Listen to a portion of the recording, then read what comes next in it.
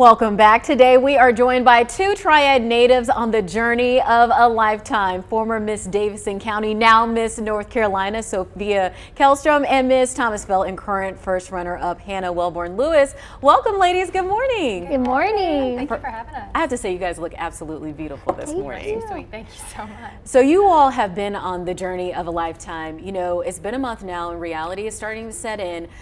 Sophia, this is only the second time that Davidson County has had a title. How does it feel to represent your home in this way? It's very surreal is what I keep telling people, and to be not only the second Miss Davidson County, but obviously the first to ever be Miss North Carolina. It's incredibly exciting and just rewarding. I'm very excited to be able to kind of set this journey up for the future Miss Davidson counties to come and hopefully start a long legacy that way. Awesome. And Hannah, you know, for you, the last time Thomasville had a Miss North Carolina crown was in 1975. And if Sophia wins, the title slides to you. Yeah. What does that mean for you to have this opportunity? Mm-hmm. Well, I mean, having the opportunity to be Miss North Carolina is the opportunity of a lifetime. I think about all the 86 women before Sophia that have held this, and so it would be a huge opportunity, but I would just be excited that she'd be Miss America. I think we'd be honored to have a Miss North Carolina become Miss America, because we only have had one. It's true. In this competition, you all go through a lot. You're prepping for months, even years at a time. Were there any moments where you felt tested? So I think the interview spot, at least in my experience, is a great opportunity to kind of be challenged, if you will. Mm-hmm. The judges have the opportunity to kind of learn everything they can about you in a 10-minute interview. They can ask you anything from your paperwork to current events and anything in between. And so you have to really make sure that you're a well-rounded individual, aside from a title holder, to make sure that you will be able to have this job and do it to the best of your ability. So that is a kind of a challenging moment to make sure that you're ultimately prepared, but it's one that I'm sure that each one of us can attest to that we take very seriously and we enjoy doing. What about you? I think it's challenging for me. I have a full-time job. I'm also going back to school because of the money that I've been able to earn through the Miss America opportunity at UNCG, getting a certification, and being Miss Thomasville and doing appearances every week. It can be very tiresome, but at the same time, it's an opportunity of a lifetime, and you don't have the chance to meet a title holder every day. So every person we encounter is really important. And talent and philanthropy are a major part of this competition. Share with me your talent and also your platform and what helped you lead in that direction to choose those.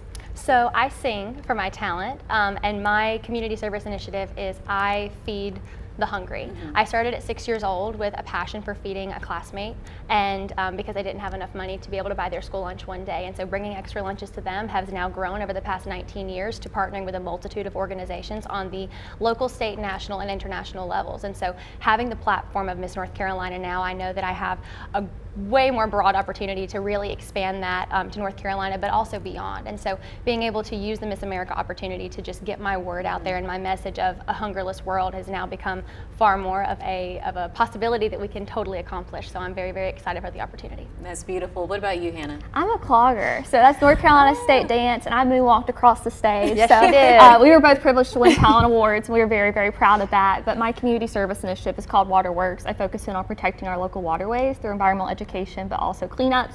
So I've been able to educate over 700 children, including the kids at Thomasville Parks and Rec, but also cleanups. I'm always out there with the Thomasville Beautification Committee, so keeping our waterways clean. And she does a fantastic job, by the way. Very inspiring that you all are using this platform to address these issues, to educate our community. And for my last question, Sophia, Miss America is coming up in September. What do these next few weeks look like when it comes to preparation? A lot of prep. Anything from mock interviews to making sure wardrobe's finalized. I think the biggest thing that I want to prioritize, though, is I think the best preparation to be Miss America is to treat this title as if it is Miss America. Mm-hmm. This could be the only Miss America representation that anyone would be able to meet sometimes, and so treating it that way and managing my time and making sure that I'm getting each one of my appearances and giving it absolutely everything I have, in my opinion, is the best way to truly prepare for the job of Miss America. So that's exactly what I've been doing, and that's what I continue. That's what I will continue to do for the next month as we go into Miss America. So say lots of hopes and prayers for me, absolutely. And keep me in your thoughts, and we'll do our best out there. Well, I want to say congratulations to you both, and we're definitely going to be rooting you on, cheering you on to represent our state. Thank you so much. All right, we're headed to the break. We'll be right back.